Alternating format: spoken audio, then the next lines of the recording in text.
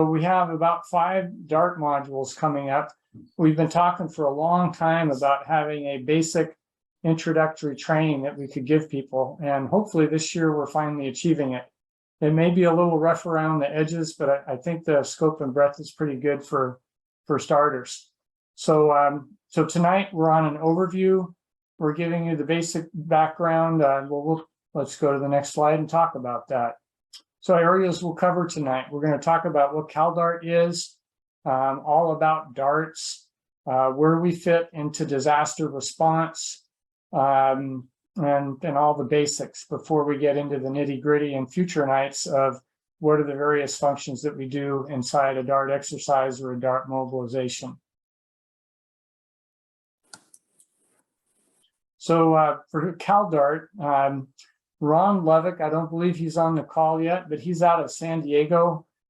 He created a beautiful introductory video for CalDART. Some of you have probably seen this, but here we go. I will show it to all of you. Property is destroyed. And immediate help is on it. Immediate help. Natural disasters of all kinds strike California daily. And when they do, lives are threatened, property is destroyed, and immediate help is on its way. Or is it?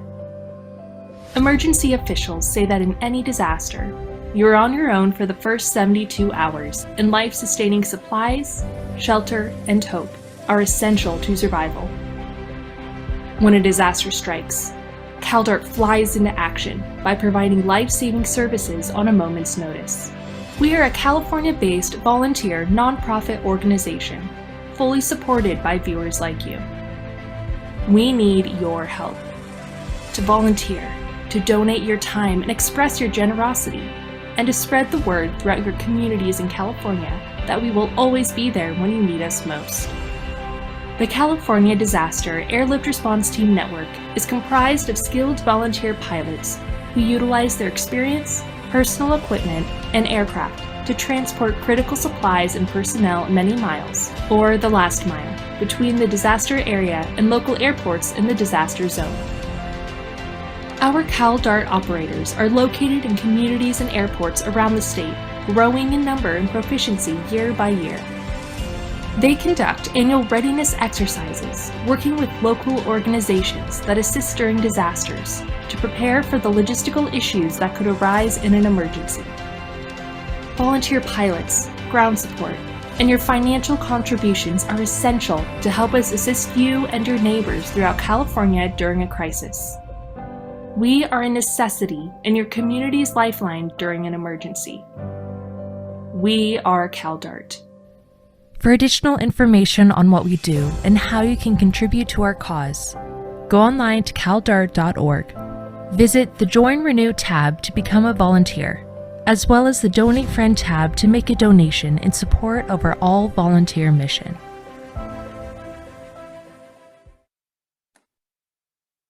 Okay, so that's a little summary of what CalDART is all about, and I'll put just a little plug in for donations. This was our first year that we were able Hello, I'm Max Truscott, and this is the YouTube version of my top-ranked Aviation News Talk podcast, a weekly show with news and tips for pilots. Sorry, Max. Okay, so to put in a plug for CalDART, we made both of our insurance payments this year without having to get a loan, first one, but we did bring our bank account down to about zero, so additional donations are appreciated. Okay, so that's it about CalDART. We've done some pretty neat stuff the last few years in CalDART. Many of you on this call may have participated in the Oregon wildfires operation where we flew from Santa Barbara up to Eugene, Oregon. That's really cool. I'm going to go ahead and show a video on that one. 5 Los Angeles departure. 5 Los Angeles departure radar contact, climb and maintain 13,000. Flight 527, runway 8 kilo, you're cleared for takeoff. Bad news is so easy to find these days, and to see this group of men and women who just on their own, in their own initiative, in 48 hours pulled together a pretty intense logistics operation from pilots all over the state is quite inspiring. 40 planes, 23 of which are landing in Santa Barbara today, to either fly directly or ferry with other members. It's just tremendously fulfilling. You know, the fires all over the West have burned up so much forest, caused so much misery and unhealthy conditions for people, coming on the back of COVID affecting all 50 states. This is a crazy year. All of us participating today are really thrilled to be able to help. I got a call a couple of days ago from our executive director in Santa Monica who had asked if I could take this flight. The chance to fly his supplies is, you know, manna from heaven. We're flying medical supplies and all around Oregon where historic fires have been burning all across the state. And when we get there, we're going to meet a team at the airport in Eugene from Reach Out Worldwide. This is California conditions. We're getting this east wind and it's 90 degrees on the southern coast of Oregon. Absolutely unheard of. I don't think in my 15 years that I've been there that we've ever seen anything like that. It's just a really difficult time right now for all of Oregon. Reach Out Worldwide is going to go out and they're going to help you as soon as possible after a natural disaster, anywhere in the world. So a lot of these supplies that you guys have brought up, they're going to go out to like some of these smaller camps that aren't maybe necessarily getting the attention, not getting the needed supplies out there. So they're going to help people. And that's what we do, and that's what I'm all about, is going out and helping people. Organizations like Direct Relief is vital into our overall mission success, because without support from you guys and from supporters everywhere, none of this can happen.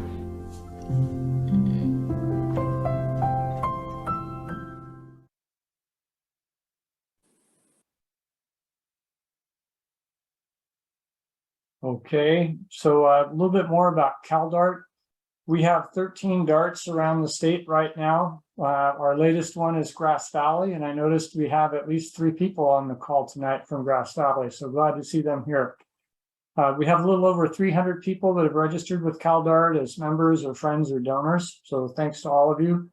And they're just a small subset of the 54,000 pilots, 26,000 planes, and 242 public airports that are available in California.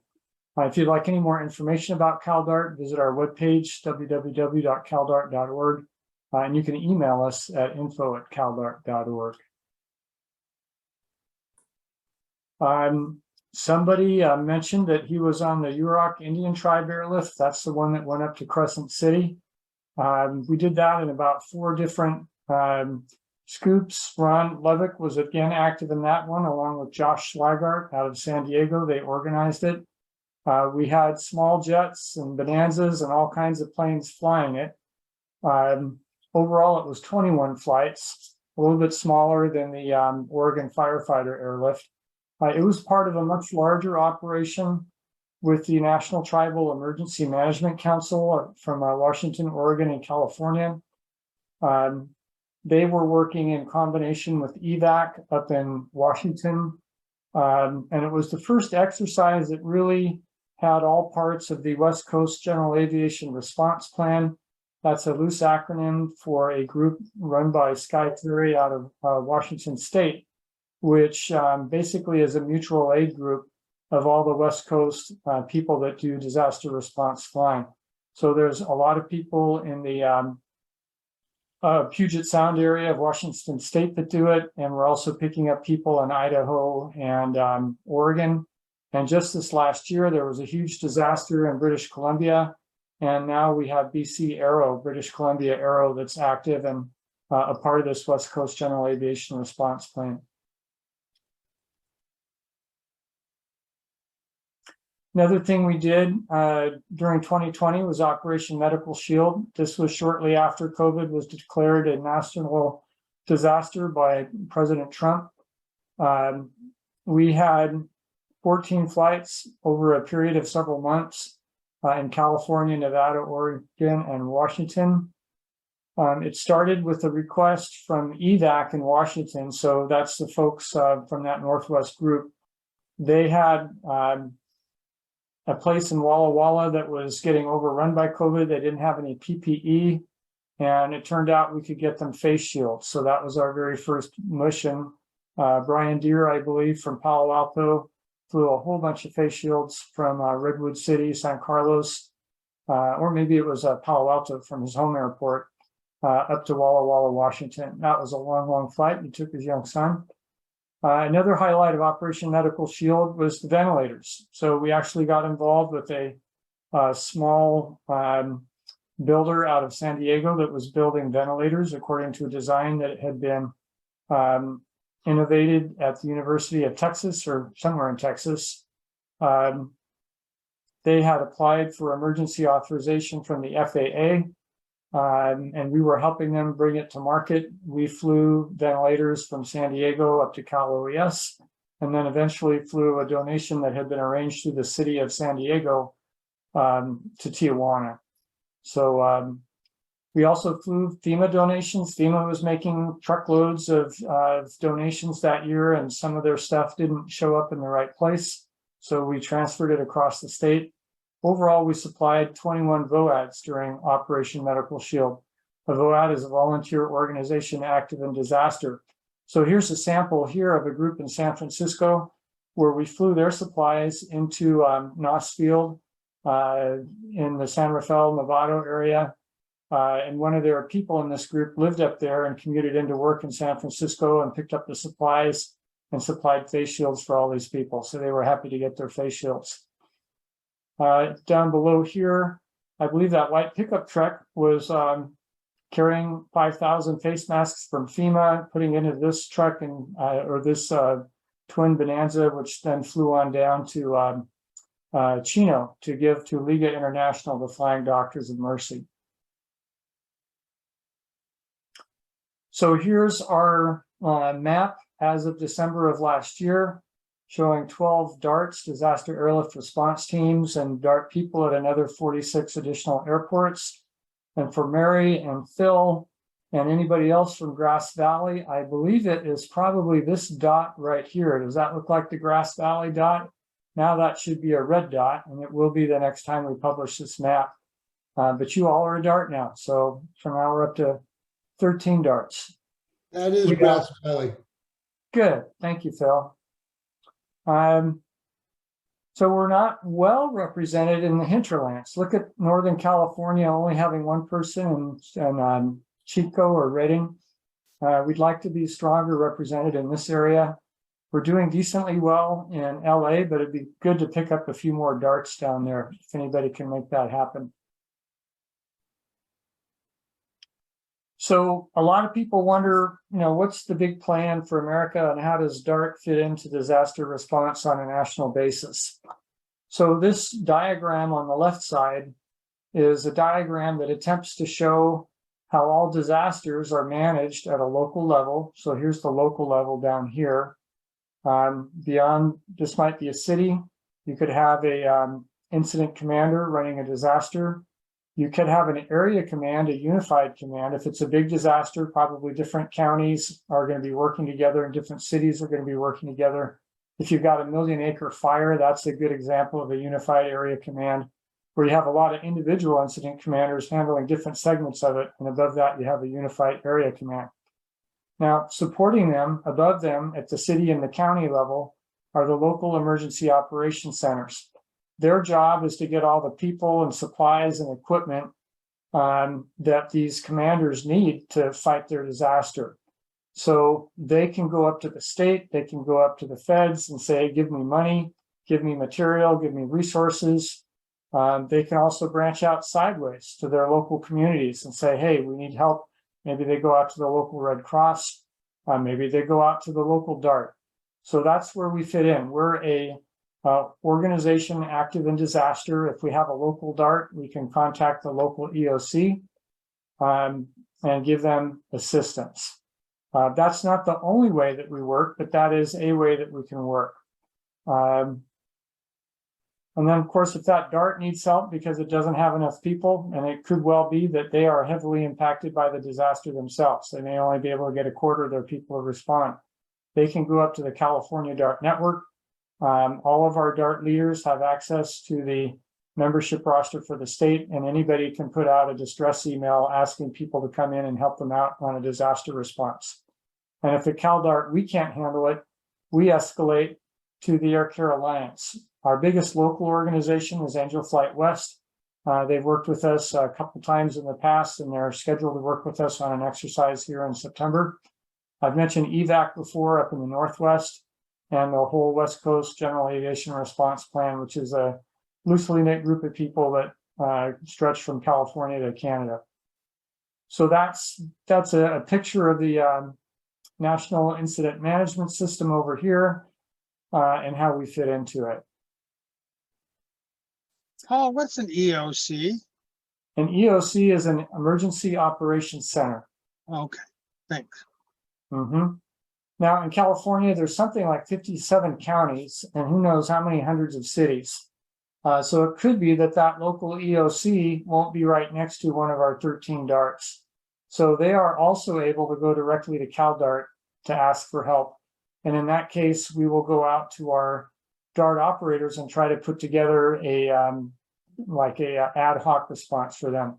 And a good example of that would be when Jim from Torrance Airport, Jim Gates, put together the Dixie Fire airlift response. That was a request that came into us. He picked it up, and his DART managed the flight from, I believe it was Chino up to Reno Stead. So CalDART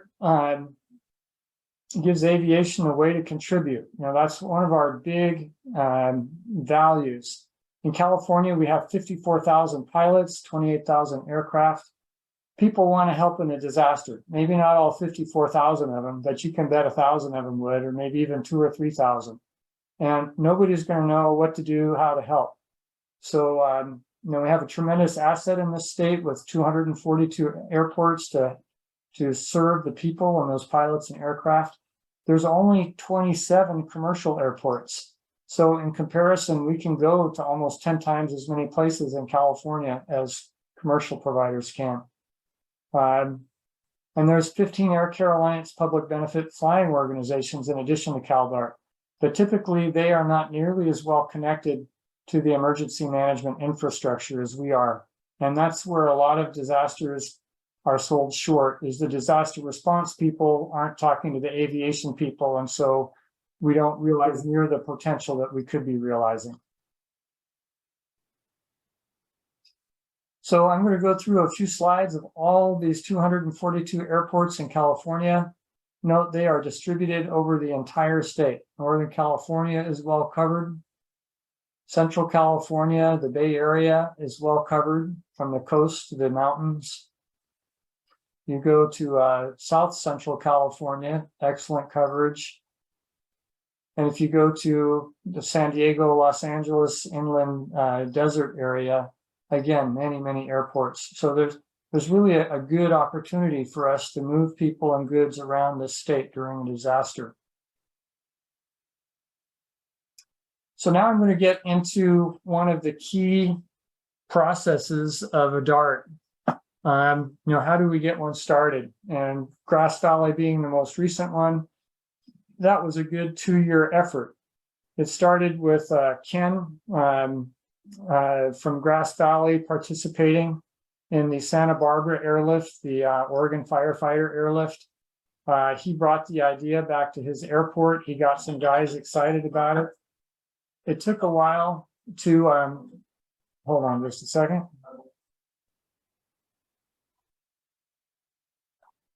It took a while to bring it to the, to make it fit. They had Scott Beasley interested in doing it, but Scott wasn't a pilot and he had no time. So it's 2 years. And that's, unfortunately, that's typical. That's not unusual. So how do you do it?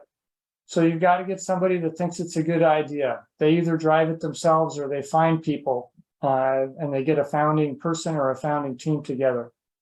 It takes a lot of perseverance over many years, 2 years to get it started, but many years to really see it come to fruit and have it grow. You got to have a little salesmanship in there, talking to other pilots and other people around the community, getting them to participate. Administrative skill is helpful. When you organize people and create lists and schedule events, there's a certain amount of clerical skill, administrative skill, that if you don't have it, things tend to fall apart. So, it may not be that any one person has all those things, but if you can put a small group together where within that group you have all the pieces, then you can make it happen.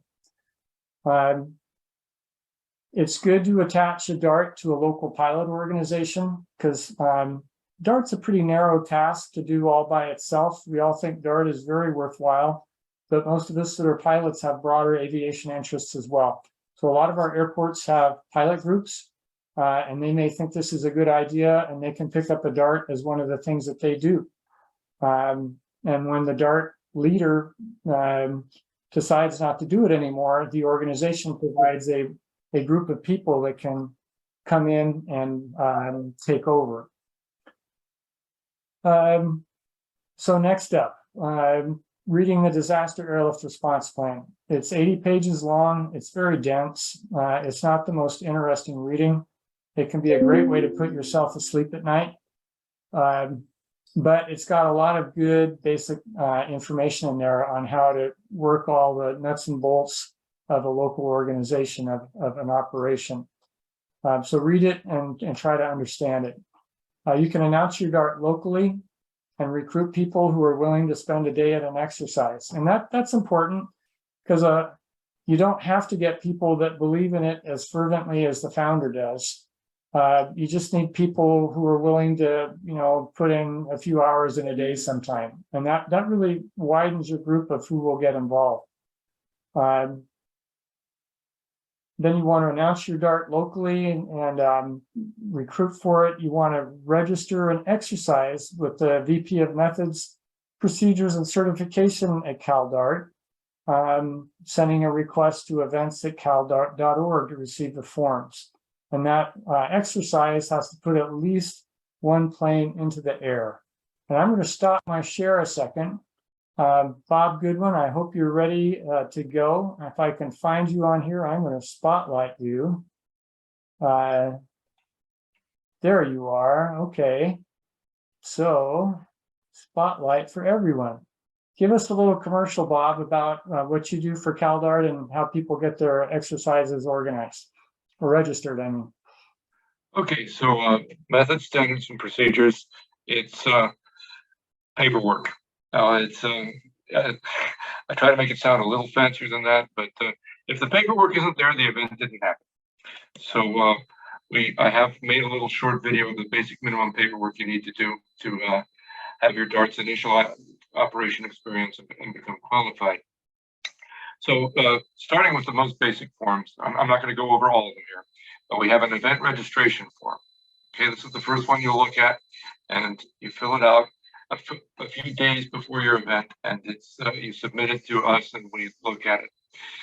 That's where we look at the exercise you're going to make and see if it makes any sense. We start with the most basic model where the incident command post is at your DART's home airport, and you're taking airplanes from your DART's home airport who are members of your DART, having them fly to one other airport and then fly back home to your home airport. That's the easiest registration form to fill out, easiest to write, easiest to read, and that's the basic model. If you start getting fancier than that, that's fine. Make sure you document that in your registration form. So are there other pilots coming from other DARTs participating? Is it a joint action? That would all be noted, and we read that and make sure it makes some kind of sense that you're not doing something crazy. You wouldn't do anything crazy anyway, but it might look that way on paper. So anyway, so yeah, the event registration form is there. We also look at the personnel you have listed there, making sure your incident commander and your management personnel are actually dues-paying members of DART. So you send that in. Me and Paul and Peg look at it. If it looks okay, we approve that. The next form, the day before your event, you should have your form CA-220 filled out, which is a very simple listing of your aircraft. But you fill it out, you send copies to us, you send copies to the California Air Coordination Group, you send a copy to your airport manager, and if it's an actual emergency, you send a copy to your county EOC, Emergency Operations Center, or whichever EOC happens to be handling that emergency. So those two forms get filed okay, and you're ready to go on your exercise. Now, when you actually do your exercise, there are other forms to fill out, the pilot qualification, the manifest, things like that.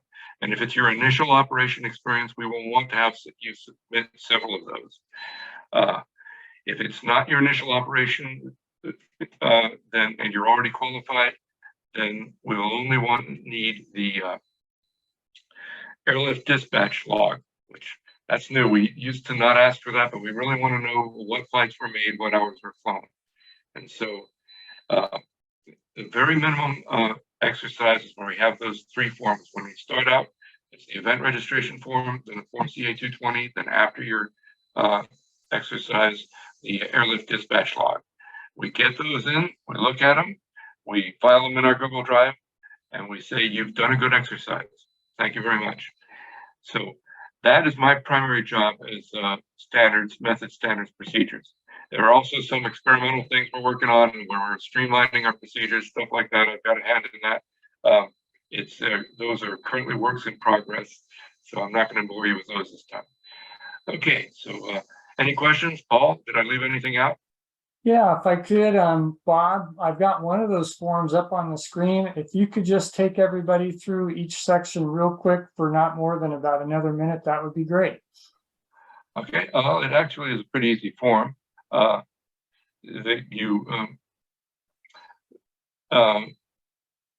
Starting here with the second box, it's the name of your DART, primary airport identifies at which you operate, number of flights you expect, and to launch as part of the exercise. So very basic information we're filling out there.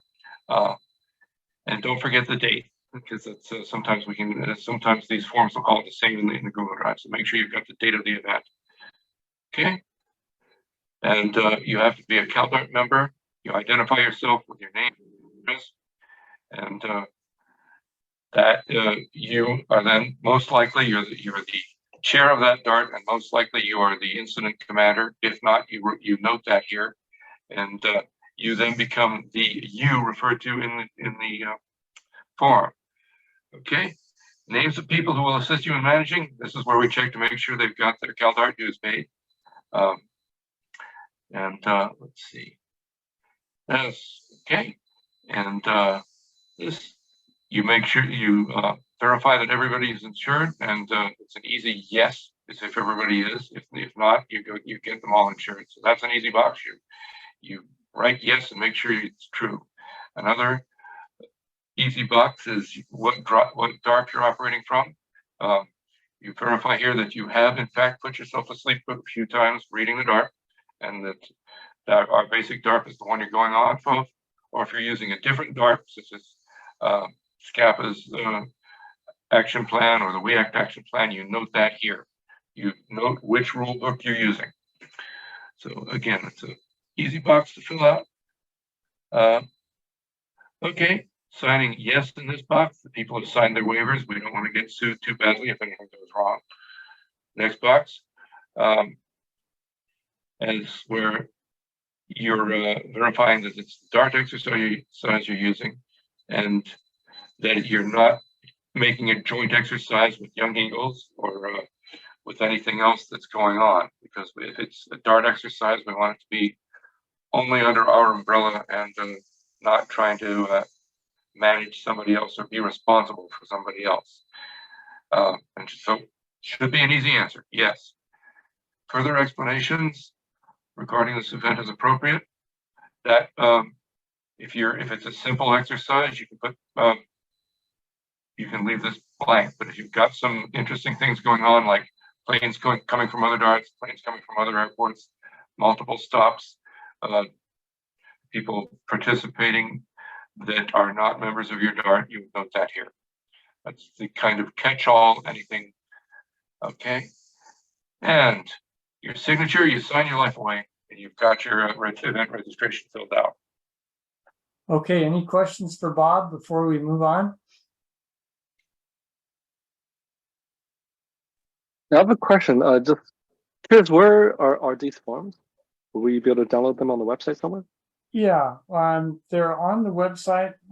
They're all DART operator, all DART leaders of DARTs have access to these forms. If you want to get access to them, contact Bob or contact me, and you can send an email to events@caldart.org and we'll help you out. Any other questions or comments, Bob? Go ahead. I was just chiming in there. The short answer is they are in the Google Drive. Sometimes it's a little hard to navigate, but they're in there. So if you have trouble finding them, let us know. Well, only certain people have access to the Google Drive. We've got 305 people in CalDART. That's at the some of that information has people's personal contact information, so we limit that to just the leaders. But we can help anybody out who's trying to get their first event together that's not yet classified as a DART leader. Okay, so I'm going to go back to the PowerPoint presentation. So Bob's had his little stuff, put at least one plane in the air and meet the minimum requirements, and you have formed a DART. So that's what Grass Valley just did. And it's interesting to note with Grass Valley, just like in real disasters, you got to be flexible. So they had a grand plan of what they were going to do for their flight that day. And sure enough, the airport they wanted to go to was closed down. So whoops, got to improvise on the spur of the moment. So their improvisations were good and their exercise was accepted. So Bob, you beat me to it with this event registration form. So next we're going to talk about different kinds of disasters. Where can we apply ourselves usefully? CalDART participating in COVID, that's a very unexpected disaster participation, but really illustrated that we can help out in any kind of a disaster. But having said that, there's some disasters which wipe out people's ability to transport themselves, and that's where we have the greatest value. So here's an example. The Bay Area UASI, the Urban Area Security Initiative, contracted with the United States Geological Survey to make a earthquake scenario for them. In this particular scenario, this is a 7.9 magnitude fault that compares to 6.9 for Loma Prieta. So this is a big earthquake. Earthquakes can go all the way up to 9. But you can see how all these little red dots all around the Bay Area are all the points of failures in our surface transportation. So those are bridges, railways, roads, lots of points of failure. And of course, once you've knocked out a segment of a freeway, you can't use that freeway except for very short stretches. So in other words, you can imagine transportation paralysis on a very large region. Rain also causes problems. This poor truck here got stuck in the mud in the Tehachapis in Southern California back in 2015 after monumental October rains. He was on a highway, but you wouldn't guess that he was on a highway based on all the mud that was around him. This overpass here, this is the Cypress structure in Oakland that pancaked after the 6.9 earthquake 60 miles away in Aptos. Hurricanes and bomb cyclones can isolate people due to the flooding they cause. In Fremont, Nebraska, many years ago, we sent a Pilatus out there with some equipment to help them respond to that disaster. Now let's look at the Loma Prieta earthquake. I've mentioned that earthquake before. It's a bad earthquake. Let me share the whole screen. Let me share. Screen 2. Here comes the Loma Prieta earthquake.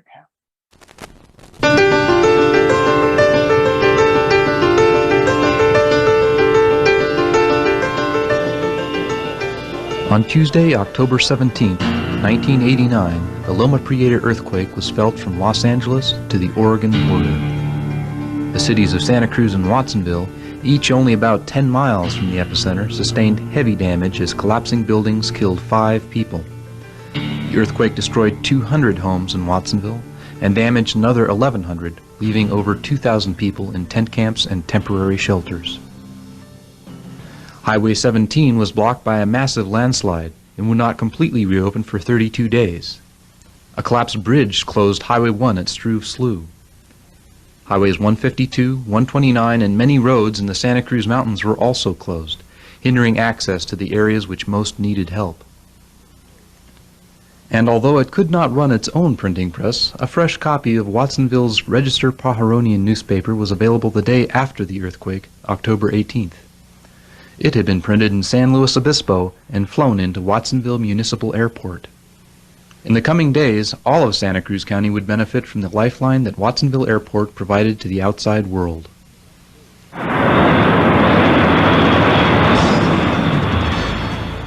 Within 20 hours after the earthquake, military C-130 aircraft delivered a crew of Federal Emergency Management Agency personnel who would inspect and red tag unsafe structures and evaluate the extent of the earthquake damage.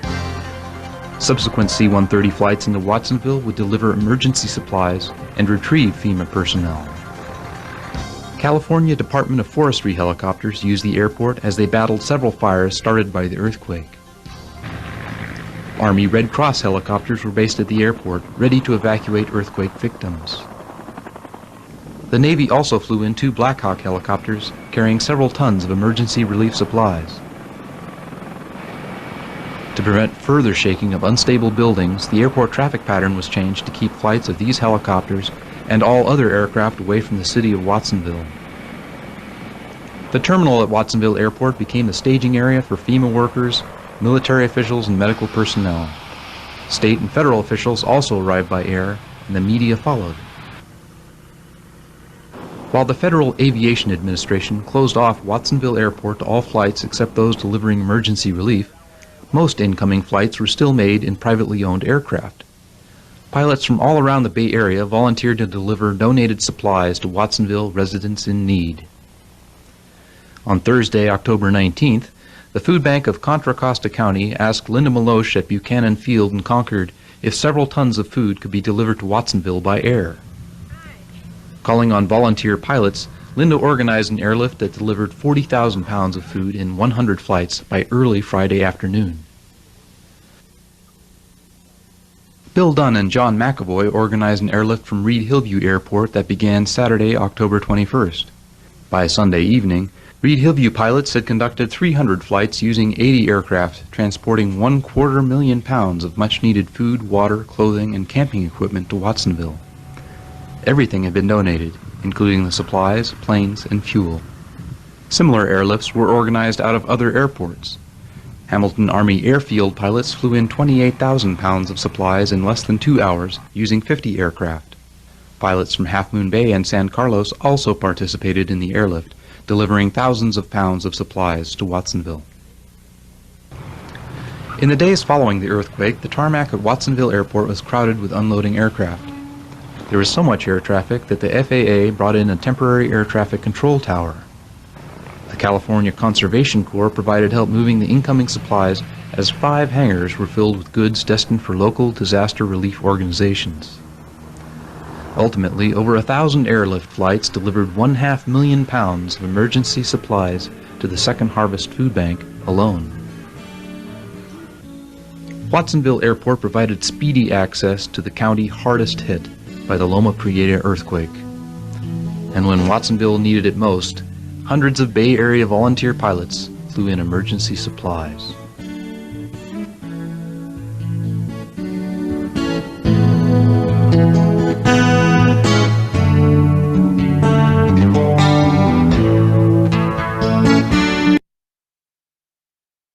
Okay, so that's the Watsonville experience.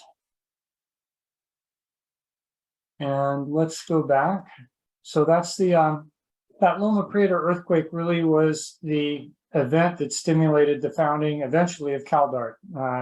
The pilots at San Martin Airport, which is my home airport, some of them had participated in that event. They thought the response was a little bit disjointed, disorganized, and was very slow to start. So out of that, we thought that we should really be prepared ahead of time for these things. So who do we try to help and what kind of needs do they have? So when you're talking about urban areas like Los Angeles, you have a lot of people. So you want to focus on high value, low volume applications such as blood products, medicines, pharmaceuticals, critical workers, your disaster workers, your medical people, and evacuating fragile people that can't live in a disaster zone. If you're in rural areas, generally you don't have nearly as many people, and you can serve a very broad spectrum of needs for people regarding their transportation. So what are some of those needs that can be served? You can get emergency workers commuted to work. In our modern society, many people drive 60 miles to work because they can't live in the city that hires them. And in a disaster, that may be impossible to drive those 60 miles. So you can simply pick them up at one airport and drop them off another that's closer to their work. It's police, transit workers, bus workers. A lot of our state evacuation plans require bus workers to be available, and if they're not available, they can't move large groups of people. That could be public works people, doctors, nurses, emergency medical technicians. You have your out of region disaster workers airlift in and out. So they might be looking for cadaver dogs, search and rescue teams, people to run shelters for the Red Cross, people to back up the EOC to give them additional staffing. All kinds of people have a need to get into the disaster zone. With long commutes, you can have families that are not together at the time of the disaster and need to be reunited. So it could be that parents are away from home and they need to be flown back close to where they live. There can be medical air transportation needs. Now, our planes in general are not really suited to proper medical air transportation, but in a big disaster, there may be a lot of value just in being able to throw someone in a plane and getting them out somewhere else within the next 2 to 3 hours. And finally, some of our larger planes have cargo doors that can help people with access and functional needs. And they are some of the people that are least able to survive in a disaster zone because they can be very fragile. So they're part of the population that we want to look at transporting first. Looking at evacuations, what kind of people need to evacuate? Well, it could be that your house is uninhabitable, and it could be that the local shelter is overflowing and can't take you. So then if you've got relatives in another part of the state, you can be flown out. There's all kinds of people, people on dialysis need water, clean water, they need electricity, and they need lots of dialysis supplies. If any of that gets interrupted, if the technicians who perform their dialysis aren't available and the clinics that they go to aren't available, they have to get out or they're dead in 7 days. There's people on supplemental oxygen, people needing chemical treatments or daily medications that they can't get, hospitalized people. All of them are fragile and could need to get out of the disaster zone. You've got seniors that are living in managed living centers. Chances are good they don't have water, they don't have electricity, they don't have staff to run that living center. They need to get out. So it becomes an issue of how do we get these seniors out and where are we going to take them and how are we going to get them out of there? So we can help with that senior transport. Situational assessments can be good. This is a flight picture taken from the Oroville Dam when it was just about to burst, or they weren't sure if it was going to burst. That's the Feather River overflowing its banks. You could do that with a plane, or helicopters get you down closer. Food banks, logistics, helping them out with their logistics distribution. This is an exercise we had in San Jose a couple of years back with the large food provider in the Silicon Valley. So they have customers in 3 counties, which require long truck trips to deliver their food. So we could fly that food for them. There's all kinds of supplies that can be delivered. Bottled water is a big one in hot places. After hurricanes, that's very commonly the first thing they fly in is bottled water. So how do you put planes to best use? Some people belittle all general aviation aircraft saying they can't do anything. Look at a 757 or something really large like that. It can do so well. Well, the fact of the matter is that different planes have different applications. So you want to use the best tool for what it can be used for. So the advantage of small planes is you can have a fleet. It's like having air taxis, like a fleet of flying Ubers. So if you have a lot of different families coming from a lot of different places, a lot of different workers coming from a lot of different places. If you're transporting in groups of 2 and 5 and 20, all of those things go real well with general aviation.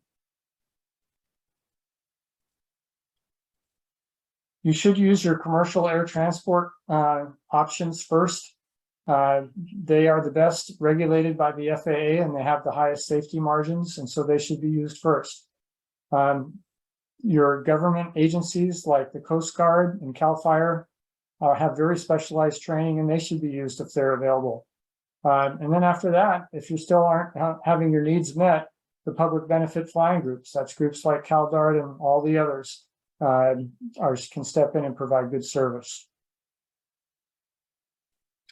So different kinds of ways that you can use airports. You can use an airport bridge. I mentioned this truck being stuck in the mud. The town of Tehachapi was clear. The town of Mojave was cut off.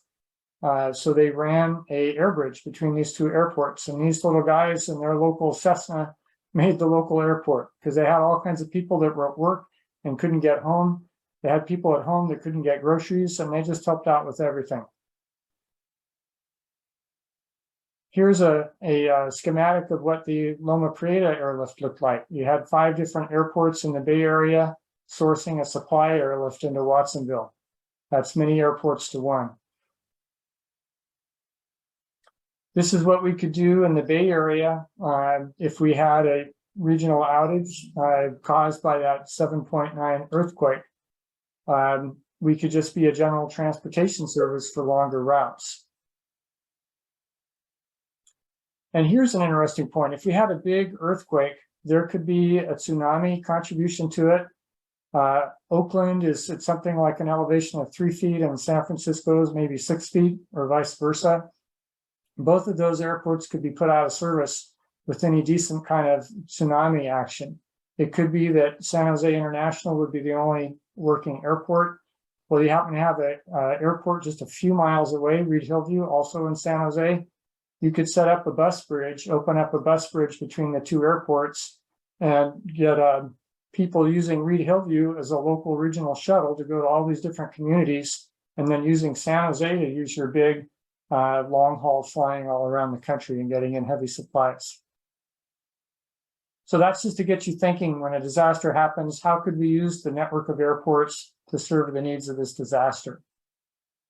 And one little final tidbit here. We've got some beautiful airports all over the state. Van Nuys is one of them, Santa Rosa is another, Napa is another. They may not have much commercial service, but look at all the instrument flight plans that were filed out of Van Nuys in 2009. A lot of these airports, even though they're not a San Francisco International or some other commercial service airport, you can go all over the world in the private jet aircraft that can fly into those airports. So let's think big about what our airports could do for our communities to respond to their needs. So modes of operation, how can a DART put its work together? We've done a lot of work remotely where we organize things from home. We use computers and the internet and Google Drives. If you had a local disaster, you could set up a DART at a home airport and invite the population just to walk on down to the airport and get service from the pilots that are serving it. We can provide mutual aid to other DARTs, and we can also suitcase a DART, which is where we may not have a DART at the airport where the problem is, so we get a bunch of DART volunteers from around the state to take their suitcases down there, and they set up a DART just for the duration of the emergency. So what kind of scale can we operate at? We can have ground volunteers, 1, 2, or 3 ground volunteers is actually pretty common. We can go up to 100 though with our DART, showing different ways to organize yourself. We can have 1 or a few airplanes, or we could have thousands of airplanes involved. And so, of course, there's a big dynamic range in what do I have to do for a few pilots that I can count on the fingers of one hand versus 1,000. So that's why we have a disaster airlift response plan, so we can get very specific about what functions we do that are common to all of those sizes, so that we can think in terms of those functions and getting them done and assigning people to getting those jobs done. The DART gives you 4 different levels of organization, standard and canned. And of course, the DART incident commander will set up the organization to the needs of that particular exercise. So here's a picture of what a level 4 mobilization looks like. It could be a DART incident commander and just a few pilots. It could be a DART incident commander is also the pilot. It could be just one person, very small. A level 3 mobilization, you've got some different functions described now. You've got a flight operations manager that takes care of multiple pilots. You've got somebody taking care of the ramp to make sure that it's safe and that the public isn't getting compromised out on the ramp. You've got a customer service manager that's dealing with the local community and seeing what they need. And if you can do it, you've got a recruitment manager. This is a huge job. It's the hardest one for the DART incident commander to hand off. Because you've got to have the deepest roots into your volunteers that you might get. But if you can get a recruitment manager to do the job, you're really in good shape. There's a level 2 mobilization. This gets a little bit more hectic. You've got a lot of people. You've got not only the managers, but you've got staff. You should think about having a safety officer at this point, because people can get so wrapped up in what they in particular are doing that they're losing sight that something dangerous is happening out on the ramp or out on the field. So the safety officer doesn't have any operational responsibilities. They're just observing the entire operation and making sure that it's still safe. Then a level 1 operation, this is pretty close to the incident command system, which is the structure that is used nationally to respond to our disasters. Not only do you have the safety officer, you have a liaison officer to go to other groups. You have a public information officer that's pitting out stuff to the TV stations and newspapers. Now you have section chiefs, because there's so much stuff going on in these individual areas that you want to keep those problems down at that level and not get your incident commander overloaded. So this operations section chief, he's dealing with the flight operations manager, the ramp operations manager, and customer service. This is a big, big area. You might have a travel desk with your customer service as well. Caltrans Division of Aeronautics publishes a beautiful map of the state of California. You can put that under glass or plastic. It's 5 or 6 feet high, and you can have people walk right up to this beautiful map of California and they can point out where they need to go. It's a great way to figure out what airport people need to go to. You have a logistics section. Now you're thinking about things like facilities. You know, what kind of shelters and chairs and desks. And by the way, how do I get these people electricity and lamps if we got to work into the evening? And are we having food service? Is there a microwave? Is there a refrigerator? Have we got some coffee available for people? Are we connected to the local emergency operations center with a radio because the telecommunications service is down? Are we providing computer and internet support in our particular operation so that we can be hooked into those facilities? And finally, security. You get a big operation, you can have hundreds of thousands of dollars of goods sitting out on the ramp. Is anybody pilfering that? So you can have security people watching things and making sure that they're staying secure. You can have a planning section. This is where your recruitment manager goes, but you're also saying, how many planes do we need to get? Are we working with other DARTs around the state? Are we sending in the form to the California Air Coordination Group, our Form 220s every day? Do we have an action plan for our operation? And a finance and administration section chief. So we got to pay for stuff. Chances are we're buying stuff. Do we have the money to pay for it? This would be the level 1 DART mobilization that is very parallel to the way incident command's structure is put together. So let's talk about flexible application of the DART. The DARP is a disaster airlift response plan. So we have a lot of rules about how we run things. But in a given disaster, you may not be able to comply with all of those procedures and forms and rules. So that's on the DART incident commander to alter, delete, or add any procedure as he or she sees needed. And you want to address the needs of that disaster. So really, the only bottom line requirement is that our DARTs operate safely per Part 91. And the more you can follow the DART, chances are good the safer you are. But it may not be possible to completely follow it, and it may not be advisable. Certain operations can simplify in one or more dimensions, and you may not need a whole area of activity. If you only have one customer, you may not need a customer service group, for instance. So while we're flexible for a real life application, for our annual exercise, we try to go the other way. Let's try to do everything to the book, because that's where we're building our skills. That's where we're getting our stuff on hand to work with. And the better we can do it in practice, the fewer changes we're going to have to make when we get to a real disaster. So a couple of questions have already come up about documentation. All of our DART leaders have access to all of our DART, the manual and the forms on our Google Drive that is shared with them. We can make that available to anyone in CalDART that has a need, the forms in the DART.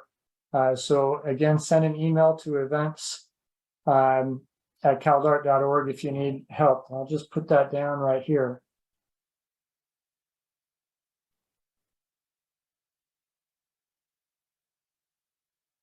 So that's an email address, and just send an email request if you'd like to see that.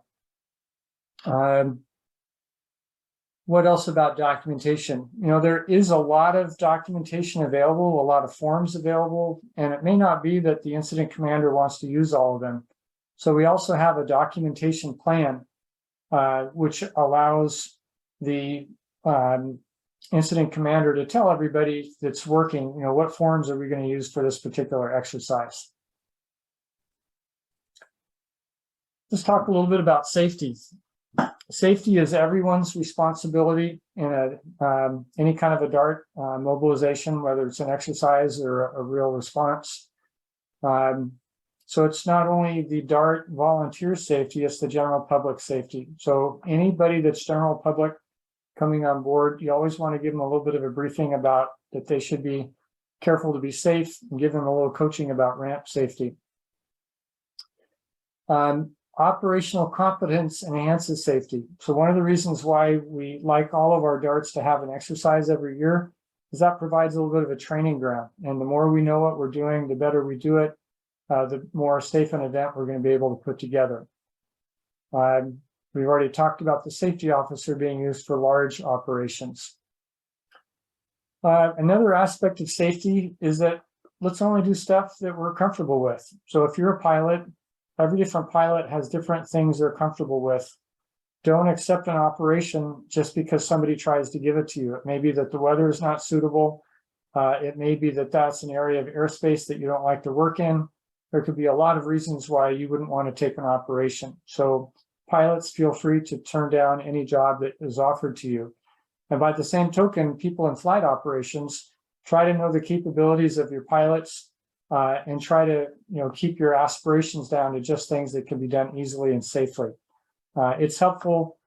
You know, we have a lot of people that help us on our DARTs that do not fly, but flight operations is the one area where you want the most pilots and the most people with experience, because that's where good decisions can help keep you out of trouble. Okay, so that's safety. Uniform and badges. We wear dark blue or black pants with a white shirt, could be collared or not. We have a DART vest. I think we'll have some pictures of DART vests in a while. Name tags are helpful. They can help you get through checkpoints. You know, it's a good chance if the DART's actually mobilized for a disaster that law enforcement is going to be out and restricting access to the roadways. So you want to be able to show them your DART name tag, and hopefully the local emergency managers already informed the police force that the DART is operational and let those people through.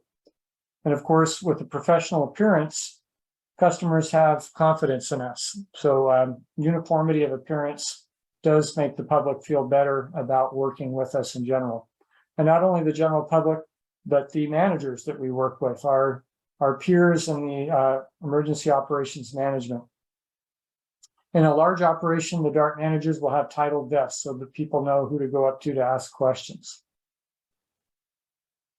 And here's our picture. Before you go on, is there an Sure. official name tag? Official name for what? Official name tag.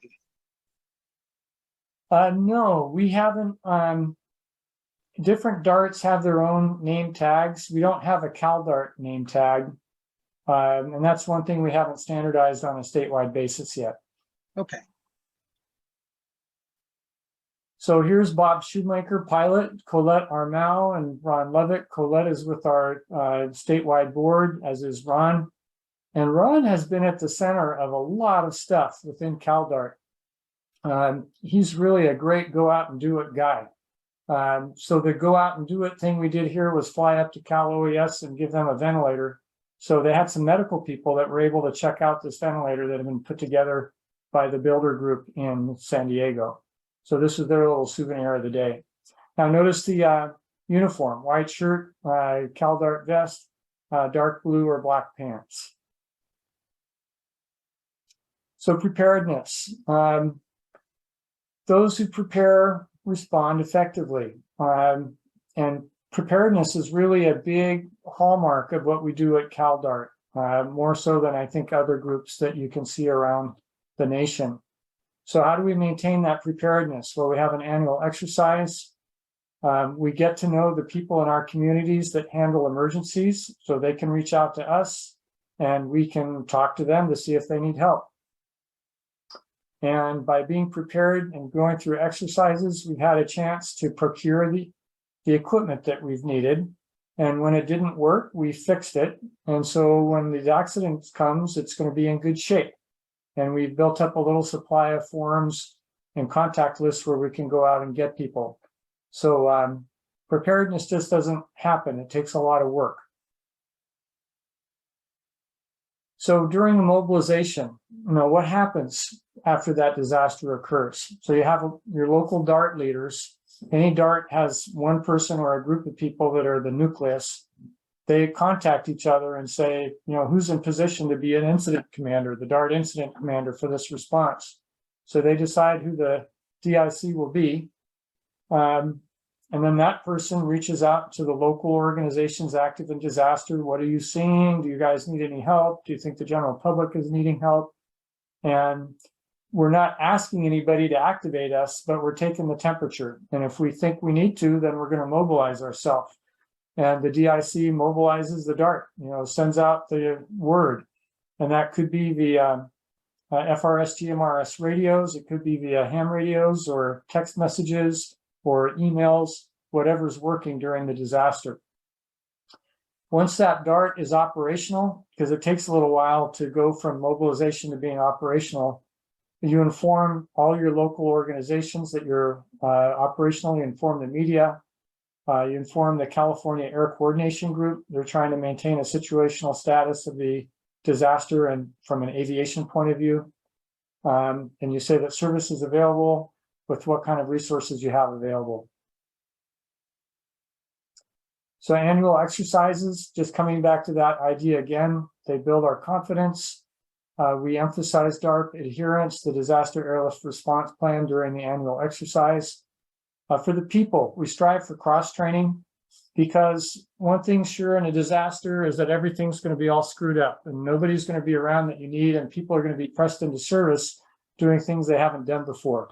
So if you worked hard at giving everybody exposure to all the jobs, then they're better able to be plugged in wherever they're needed during the disaster. When you do an annual exercise and you're new, start simple. And you can try growing a little bit each year as you get more confidence in your capabilities. Foster participation in your pilot group and your surrounding community by selling the value and by organizing well. So if you create good materials, you do a lot of face-to-face with people, talking with them, they'll buy in and they'll participate. And be sure that you're involving and training the community, not just your team.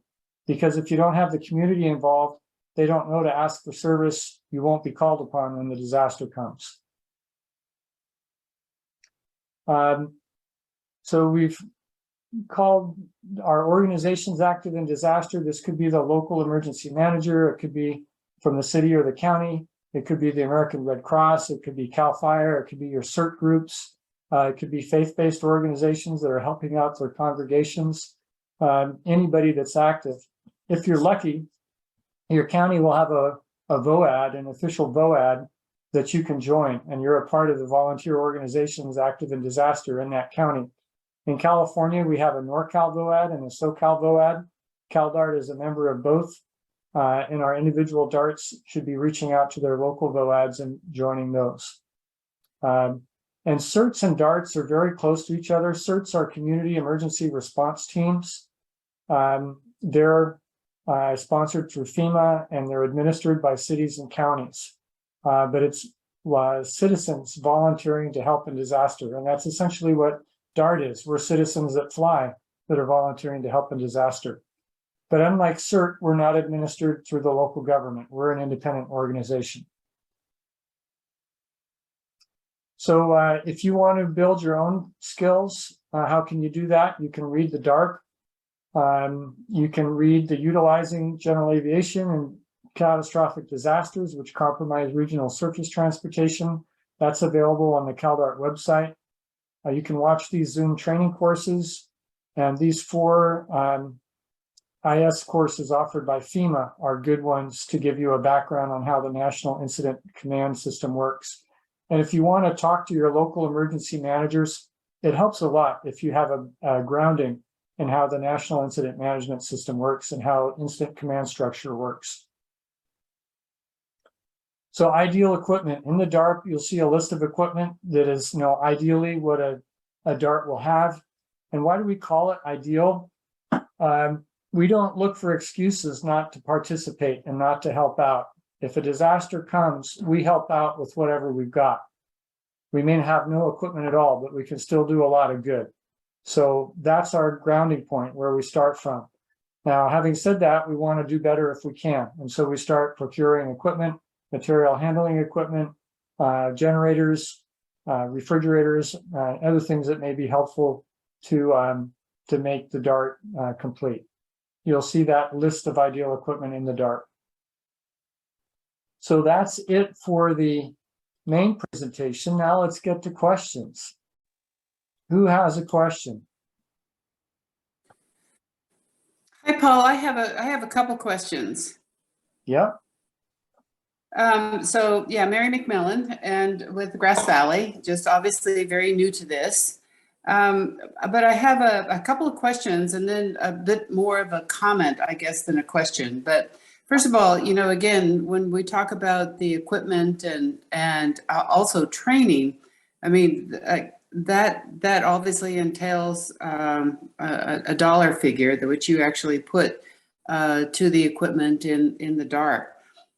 So my question around funding, is there any kind of organized fundraising activity that CalDART sponsors, or is each DART actually responsible for raising funds on their own? That is a great question. Thank you for bringing it up. We are working at CalDART to put ourselves in a position where we can fund everybody. We haven't gotten there yet. What we are doing is we've improved our abilities, and we're funding the insurance that CalDART purchases. So all of our DARTs, anytime you organize something in aviation, somebody could get hurt and you could have some liability. Pilots who fly their planes already have insurance for their planes, but you as an organizer of a DART, you might have some liability. So CalDART purchases general liability insurance and non-owned aircraft liability insurance. And that protects all of the volunteers, all the members, all the organizers of the DART, and so on. So I guess I mentioned it earlier. This year we hit the point where we had a year where we actually covered our insurance expenses. We have a person full-time working, maybe full-time isn't the right word, Charlene Fulton. Her job within CalDART is financial development. So she's working on getting different organizations to fund us, and she applies for grants and such. We hope to get ourselves to the point where we can supply all of our DARTs with equipment. We're not there today, and there is a fair amount of burden that falls on the DARTs to fund their own equipment acquisition, even though they're not funding their insurance. Oh, okay, so that's very helpful. So CalDART is actually supplying the insurance to the individual DARTs. But in terms of, again, potential fundraising, would a local DART be able to, hold a fundraiser that would be intended to purchase, local equipment? Yeah, so, any group can have a fundraiser and purchase equipment. As money starts to go through individuals' checkbooks, the IRS at some point may say, hey, what's this money? Was that income to you? So that's when it becomes desirable to have a 501c3 corporation that you could put together, and then you can market that all your donations are tax-free. But CalDART has a volunteer treasurer, and so we're not in a position to write all the checks for all the DARTs around the state. Each of the DARTs need to have their own checkbook and do their own check writing. Oh, okay. And again, maybe this is discussion for, another time, but if each individual DART has its own checkbook, then that would be covered under the 501(c)(3). Right.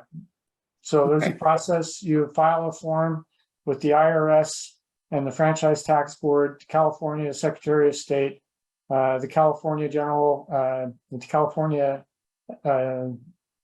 District Attorney's Office, whatever they call the chief lawyer for the state of California. Those are the basic 4 groups you have to file with and register your corporation. Okay. The IRS will give you a determination letter that says, yes, you are tax-free. Okay, and it's a separate EIN than would be the CalDART. Exactly. Okay. Quick clarification, Paul, it's not actually corporation, it's organization. You don't have to be a corporation to be a nonprofit. Okay, thank you, Phil. And then my second question actually follows on a little bit for the first question, but in terms of training for level 1 and level 2 positions, I mean, those are, I noticed in the DARP why, again, there's a lot of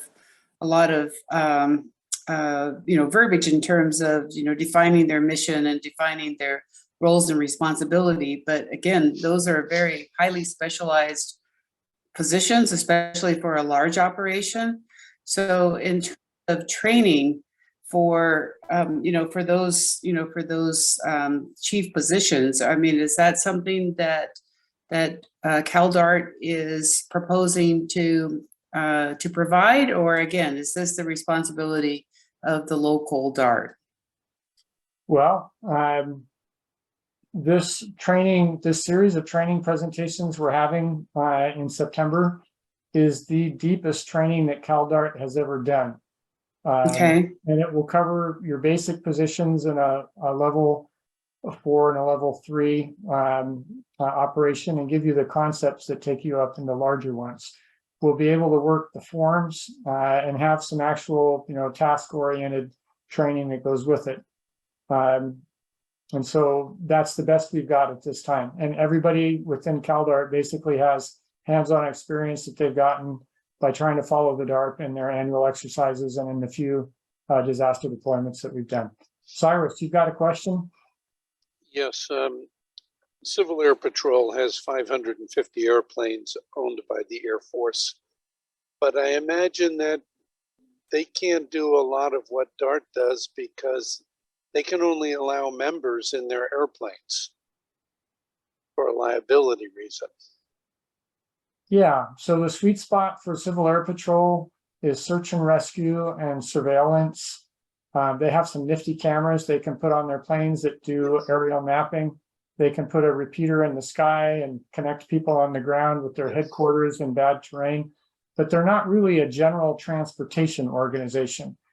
No, and they leave most of their search and rescue to the Sheriff's Department.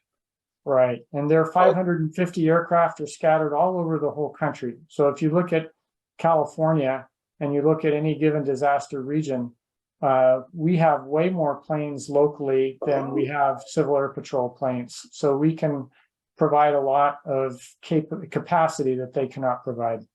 Okay, good to know. Okay, and more, go ahead, Mary. Oh, sorry. I just one more quick question. So again, I'm curious to know whether or not the under Part 139 airports are required to have a safety management system for their certificated airport. Do you know if DART has actually been incorporated into any of those SMS plans at any airport? We're a little bit different. You know, the airport is worried about what do we do if we have an airliner crash? Do we have the proper fire resources on the field? How do I get extra medical people into the airport? So they have a really focused way of thinking about their safety. Our safety is more about general transportation needs, you know, in response to a disaster. It's a completely different focus than the airports have. Thanks. Thank you. You do bring up an interesting point that there was an attempt to get a CERT group for airports, which would be local citizens helping the airport bring itself back into service after a disaster, because there can be a lot of damage, and there can, you know, the staff of the airport may not be able to do everything that needs to be done to bring that airport back into service. So we do want our DARTs to kind of be a big brother for their local airports, and if they need help getting back into service, that's job number one, is to get your airport back in service before you can really provide much service from the airport. It just seems like it would be actually an additional resource that the airport could tap into, and seems like actually a fairly good association. So I was just curious. That again, I know all certificated airports under Part 139 were required to develop an SMS plan, and certainly the GA airports as well as the commercial airports. Okay. Hey, I see a request from Cyrus for documentation. So everybody has a little hand that they can raise on their screen. Does anybody want a DART sent to them? If you could put that hand up for your screen so I can see who they are, we'll get DARTs out to you. And Bob Goodwin, are you still there?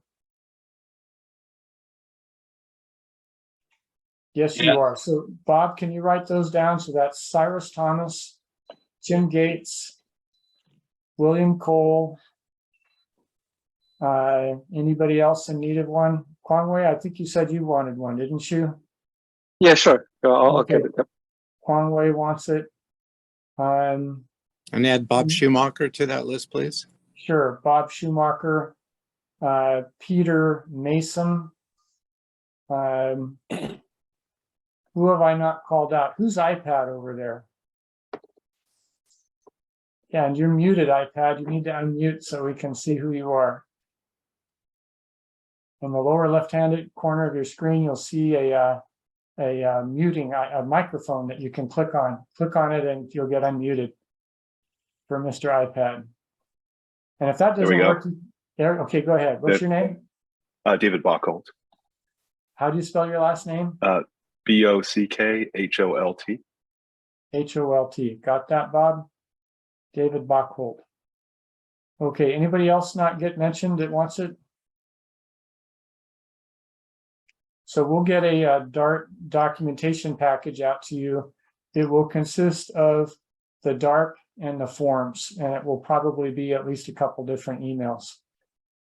Bob, is that something you can do?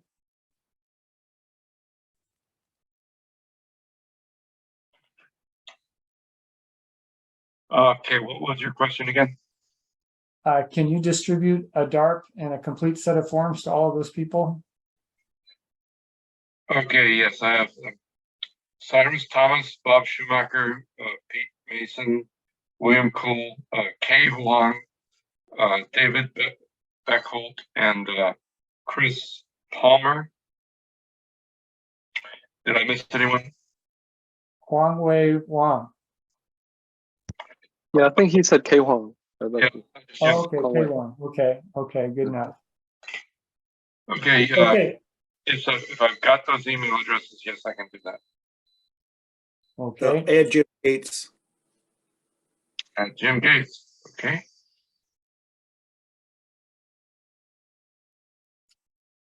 Jim Gates, I think you weren't here for your honorable mention, but I mentioned your Dixie Fire airlift very early on in the presentation. So thanks again that was an example of a suitcase DART where we put it together ad hoc out of our statewide organization.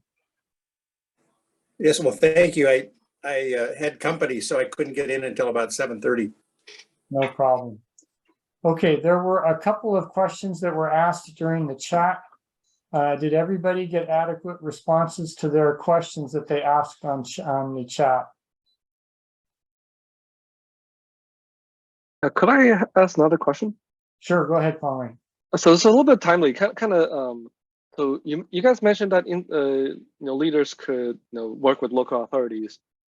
So for example, currently there's a big fire in Big Bear, the Bradford fire. There's a NOTAM that actually says the Big Bear Airport is used by firefighting aircraft only. Say there's some kind of airlifting demand that we need to do. What will be like some way to get special permission to fly in there, despite the NOTAM? Well, let's say we had a DART that wanted to organize a response and airlift into that airport. And let's say they had the support of their local disaster management. There's an emergency operations center somewhere that's trying to get people out and they're not able to.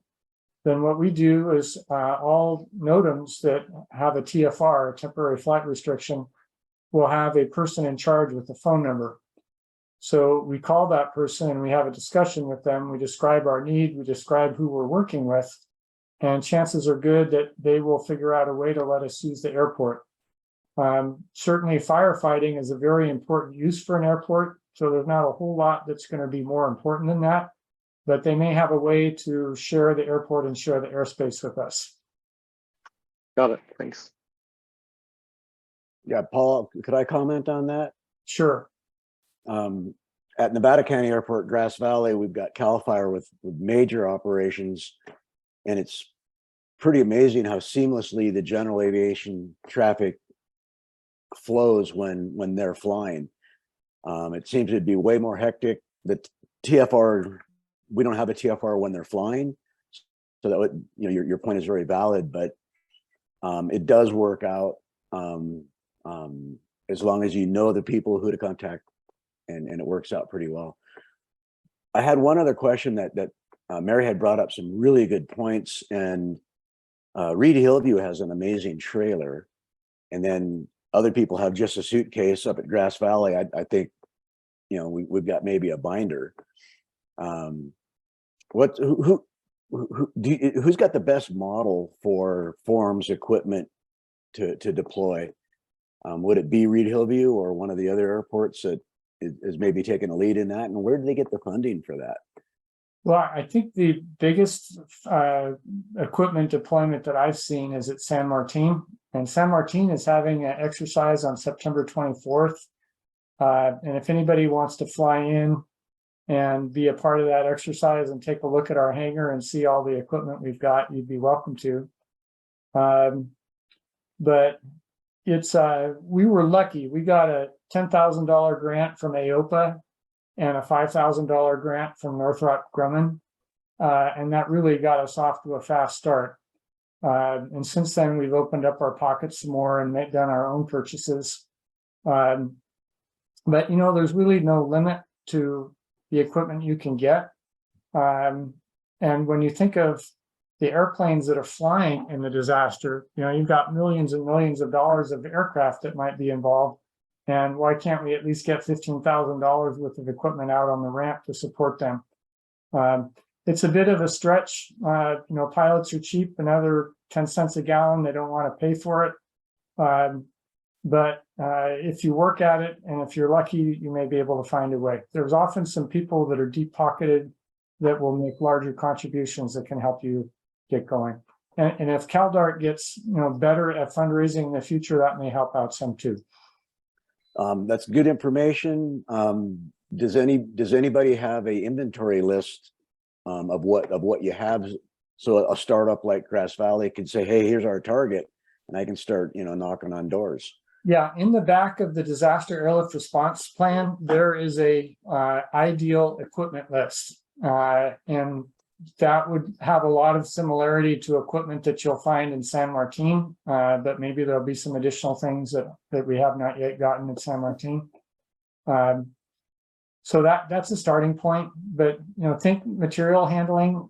It's nice to have some pallet jacks and some pallets. So if you've got a lot of airplanes flying into the airport and you've got a lot of goods to transfer, have your pallets loaded up with stuff that needs to go.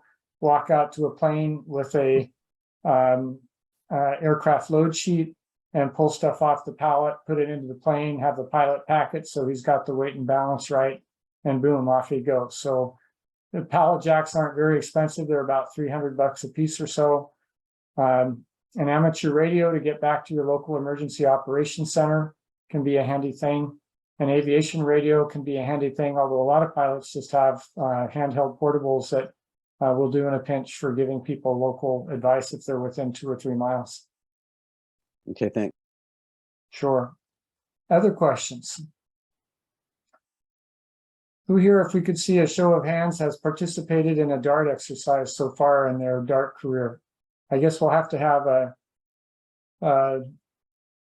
either hands selected from the hands thing. Looks like about half or so, so that's good, maybe more than half. And the other folks, I hope you have a chance to get there.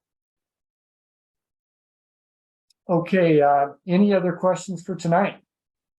So we have, just to look forward, we've got customer service, flight operations, DART incident commander, ramp operations coming up.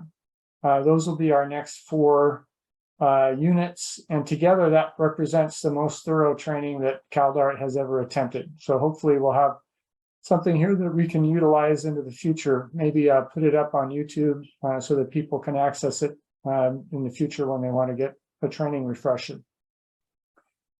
Thank you all for coming. Look forward to seeing you at the next one. Oh, great job. Thank you very much for being the lead, taking this on. Really fabulous. My pleasure, Phil. Yes, Thanks I for agree. coming. Thank you.